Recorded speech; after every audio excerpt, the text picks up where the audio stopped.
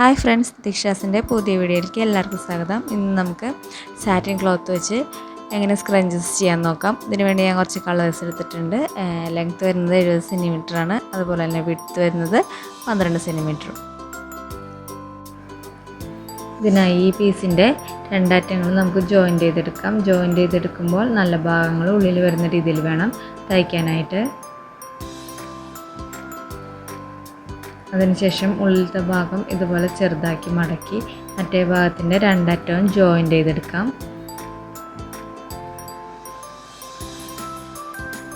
Joint ചെയ്ത് വരുമ്പോൾ ബാക്കി ഭാഗങ്ങൾ ഇതുപോലെ മുകളിൽ നിന്ന് വലിച്ചു കൊടുത്താൽ മതി. ഫുൾ റൗണ്ട് ഇതുപോലെ സ്റ്റിച്ച് ചെയ്തെടുക്കേണ്ട, ചെറിയൊരു ഗ്യാപ്പ് ഇട്ട് കൊടുക്കണം. 1.5 സെൻറ്റിമീറ്റർ 1 സെൻറ്റിമീറ്ററുള്ള ഗ്യാപ്പ് ഇട്ട് കൊടുത്താൽ മതിയാവും.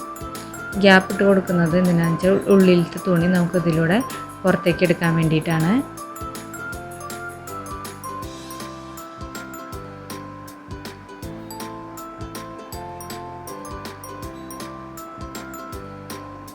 ചെറിയ ഗ്യാപ്പ് ഇട്ട് കൊടുത്തിട്ടുണ്ട്. ഗ്യാപ്പിലൂടെ നമുക്ക് ഉള്ളിലെ തുണി വലിച്ചെടുക്കാം.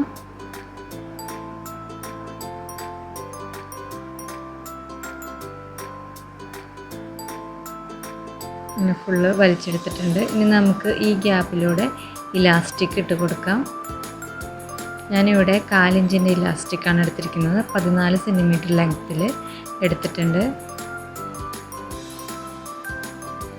ഗ്യാപ്പിലൂടെ നമുക്ക് ഇലാസ്റ്റിക് ഇട്ട് കൊടുക്കാം.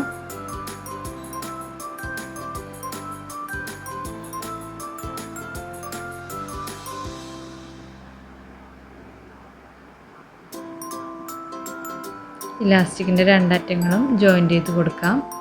വിട്ടുപോകാതെ നല്ല ഉറപ്പിൽ തന്നെ നമുക്ക് ജോയിൻറ്റ് ചെയ്തെടുക്കാം.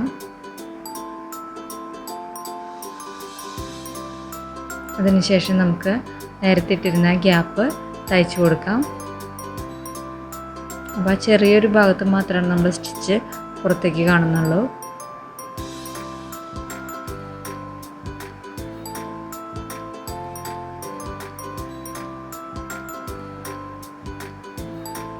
ഇനി ആവശ്യമില്ലാത്ത നൂലുകളെല്ലാം കട്ട് ചെയ്തെടുക്കാം.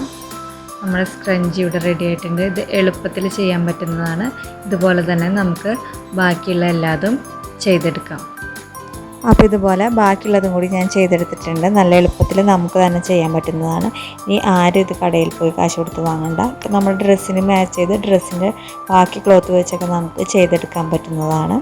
അപ്പോൾ വീഡിയോ ഇഷ്ടമെങ്കിൽ എല്ലാവരും സപ്പോർട്ട് ചെയ്യണം.